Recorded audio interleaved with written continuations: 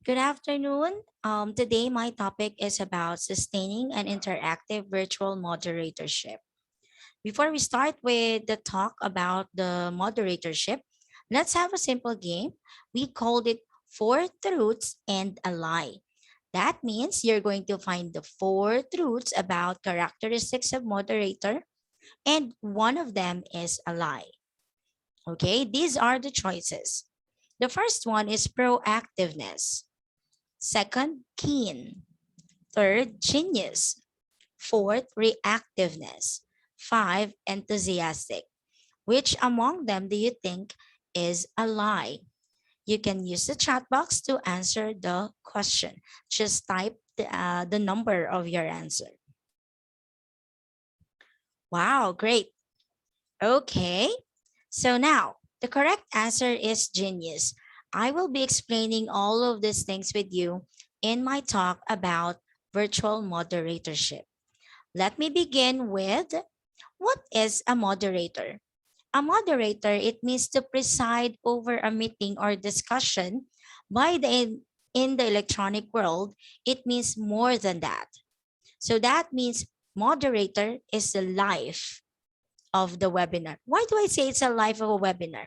It is because we pass the energy and the eagerness to learn to our participants and to our listeners. That's why we are the life of the webinar. Now let's talk about the roles of moderator. So we have different roles as a moderator. One of them, we should be a host. Okay, like let's say Chris Aquino from the Philippines, Ellen DeGeneres from other country, international. So they are both popular as a famous host, and they are actually both amazing hosts in the field. So let's talk about a good host. A good host should be flexible and sensitive. Flexible in a way, if the speaker will be having some technical problem or some problem in his or her talk, you should know how to do the ad libs. You should know how to input. It can be an activity, it can be a certain game for the participants not to get bored or not to get annoyed. And we should also be sensitive. Sensitive as part of knowing the people, the participants around us. Sensitive with the noise, because once there's some noise background coming while the speaker is talking, there will be disturbance and it's going to be a bit annoying for the speaker. So you should be sensitive with that. You know how to mute the participant that is having noise, or maybe remind them that they should be unmuted the whole program, not unless they were asked to respond to a certain question. You need to be attentive to the needs of others. That means you need to be attentive just in case the speaker got some technical problem. Maybe she or he has having a problem using the platform, the Zoom, or in technical. You are there to help. Next, understand other points of view. So you should not be biased as a host. You should speak about what the speaker thought and about the participants' feeling towards the topic that the speaker is being discussed. Gracious and respectful. Why do we have to be respectful? Because we are from different countries. We are participants all over the world. So you should be respectful. How to be respectful? First, you should know when to mute yourself. You should know when to unmute others. And you should know when to answer when being asked by a speaker. Third, fully engage in the activity. Why do we have that? Because as I said, we are the life of the webinar. So we should be engaged. Even though we are a moderator, we also think that we are participants. The speaker needs us. The speaker needs us to participate. They need us to get more participants to join and engage in the activity that they are doing. So as a host, be yourself, be your best self, not better self, best. Okay? Next, we should be a researcher. Why do we have to be a researcher? There are qualities of a good researcher. One of them is research oriented. That means that you have to find some information about the speaker. There are times that you were not given a bio notes or a profile of the speaker that you're going to introduce. So your job is to find the profile, the achievements, where does the speaker came from. So it's part of research oriented. You have to be efficient. It means you have to dig more. You have to find the nitty gritty of your speaker for the participant to be more interested. Wow, maybe the speaker is going to be really good. Scientific. I know that scientific is a word comes based on the methods of science, but there's a certain words there that we can always remember. The word organized and factual. We have to be organized as a moderator. We know when to start. We know when are we going to put the national anthem. When we know when are going to put the reactor. We have to be organized. And everything that we're going to write about the speaker are all factual. Okay, next, we have to be active.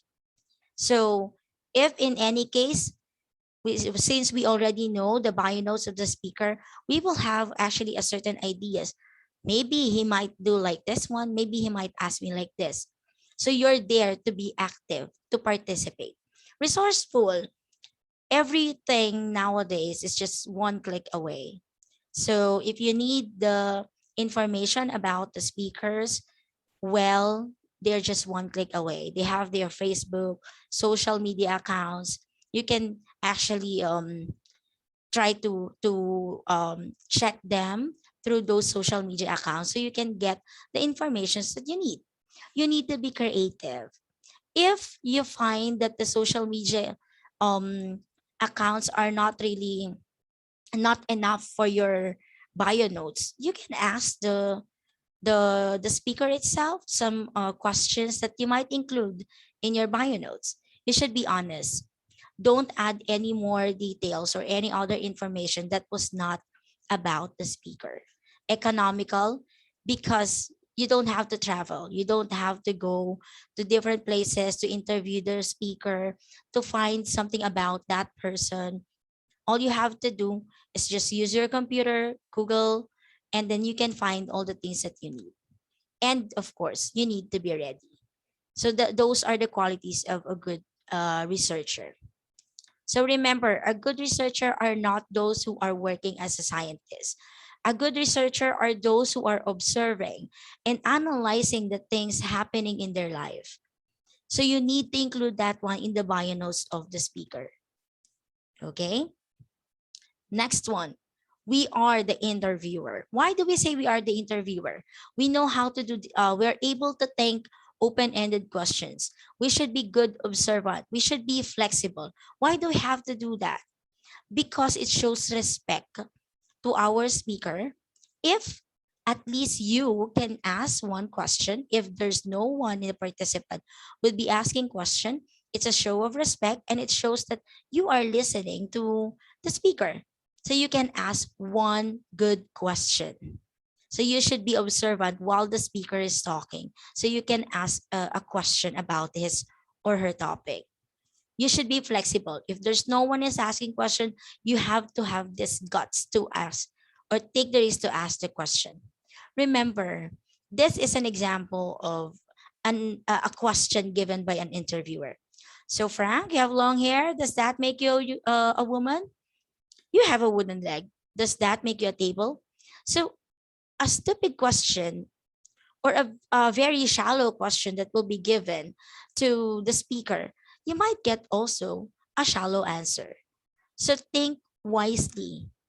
Think wisely when you're asking questions, and think that the question should will be very useful and connected to what his or her topic.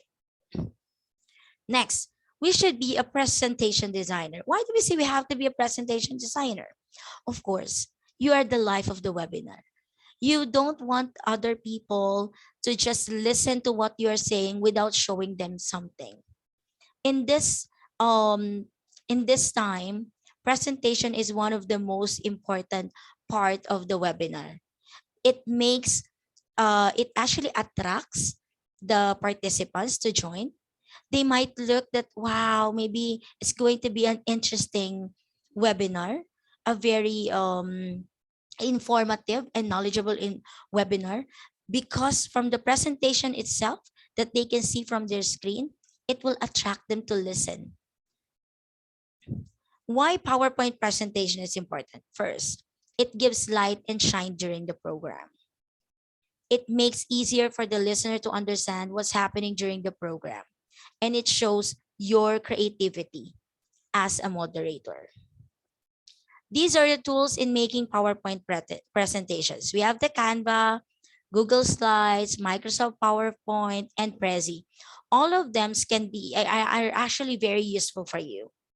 But most of the time, I use the Google Slides. It's friendlier. It's actually, you can insert videos, you can insert the picture, you can insert sounds, you can insert all the things that you wanted, and they have also different designs for the presentations. Everything is designed. Few things are well designed, which means everyone can make a presentation. Even you or another person or that person, all of you can make the presentation. But there are few people who can make the better and the awesome presentation or the awesome design. And it should be you as a moderator. Next, we have to be VJ and DJ. Why do I say so? The main job is to introduce music and host music to attract the participants. I believe that a nice webinar always includes music. No matter if it's in the morning webinar, in the afternoon webinar, or even in the evening webinar. Why? Because it gives life during the webinar. It actually soothes our feeling, the ambience of the webinar. It makes the participant relax even every after the talk of the speaker. It helps them scrutinize the things that they learn. So it actually gives them it gives them to relax more with overpopulated, overcrowded information that they got from the speaker tonight. So here are some of the examples that I usually use during my moderatorship in different webinars. One of them is this one. This one will actually be, it can be for the ending part or the closing part of your webinar. Because why? It is very relaxing. The sound is not a rocky style one. Very warming. It's like, wow, I am now taking all the knowledge that the speaker gave me. It's time for me to relax now. I gain a lot from this all the speakers that was introduced tonight. So this kind of nice music, not so loud. Make sure that you are controlling the volume so that the participants will not get irritated. They can dance. They can actually do the beat while it was actually running. It relaxes their body after a long webinar that they had. How about this one? Well, this one, it can be actually your opening. Why do I say it can be your opening? This one, the beat is very strong. It feels like you want to dance also. It feels like, wow, I'm getting much more energy with it. I am feeling that I am energized. I'm ready now to get all the information that the speaker will be given to me. So while waiting for the other participants, for the other speakers, they can relax with the music. better than not having the music at all. But of course, you still have to choose the best music. As much as possible, you use the music that are timely. It can be timely based on the participants' ages, okay? Or maybe um most of the time it's much better if you use the foreign music, because most of the participants are all over the world, and I'm pretty sure that they are using English as a language in their country. Okay. Okay, next. Music gives a soul to the universe, wings to the mind, flight to the imagination, and life to everything, as Plato said. So I believe that music will make the webinar run smoothly, relaxing, and enjoyable. So I have some tips to be an awesome moderator. First, you have to check and follow the matrix strictly. Why? Because the matrix give you the right path for the program. If the matrix says you start with the national anthem followed by the Thai anthem, you have to follow that one. It will not it will actually lead you to the best program you could ever be. Next, you should be on time. You are the moderator.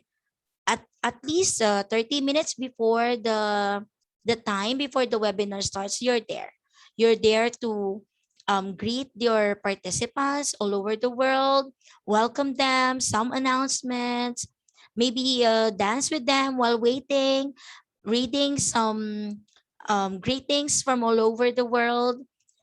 Then check your sounds, internet connection, use the neutral background. There are times that the iStar gives us with certain backgrounds that we can use. But if in any case it doesn't fit in your in your computer, or it cannot be loaded, you can use a much better background. Not a background where lots of people are running around at your back.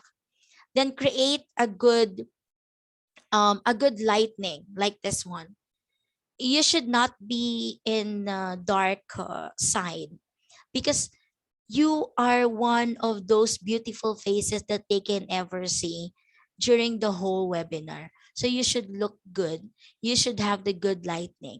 Raise your camera um webcam to eye level and use a good microphone.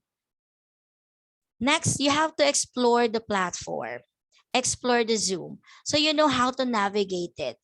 You know where can you share the screen. You should know you can actually help some speakers who are having some trouble technically. At least you know how to manage this kind of platform. Next, dress professionally. Remember, this is an international webinar. Many people from across the world are actually looking at you, watching you. It can be bash you. So you have to look good. And remember, the participants are not just a participants. They are professionals. They have their degrees, they have their masters. They are professionals, they are teachers, they are doctors. So being one of the beautiful faces in the webinar, you should look good. Put some makeup or prepare yourself, dress nicely. Next, you have to stay focused.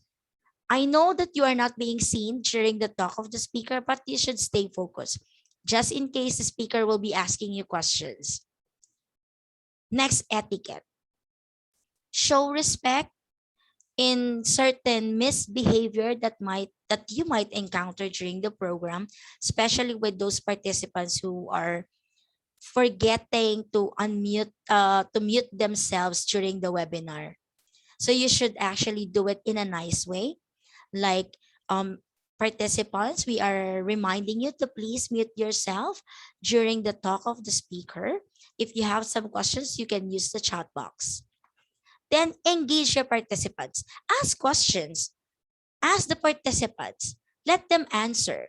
Then read those answers or commendations given or written in the chat box. Turn off your notifications. Why?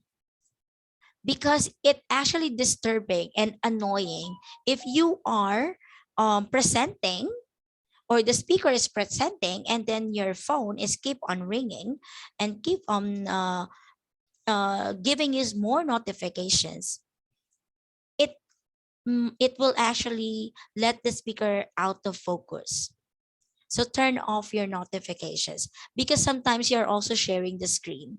So you don't want other people to see the messages that's coming from someone, or some, or a video, or a picture that is being sent to you. Okay? Last one, practice, practice, practice. Because you can never go wrong if you do practice. Practice as many times as possible. Because of that, and you practice, you rock. You rock as a moderator. You are now a moderator. You can say that I am an awesome moderator. So my goal is not to be better than anyone else, but to be better than I used to be. So again, sustaining an interactive virtual moderatorship from Cyril and P. Zaballa from the Philippines. Thank you so much, and I hope that you enjoy the talk that I have today about moderatorship. I hope it will help you a lot. Again, thank you so much, Aisar, for giving me this opportunity to be one of the speakers. I was a newbie in iStar family, but I was given this privilege to be one of the speakers tonight. Thank you so much, and God bless you all.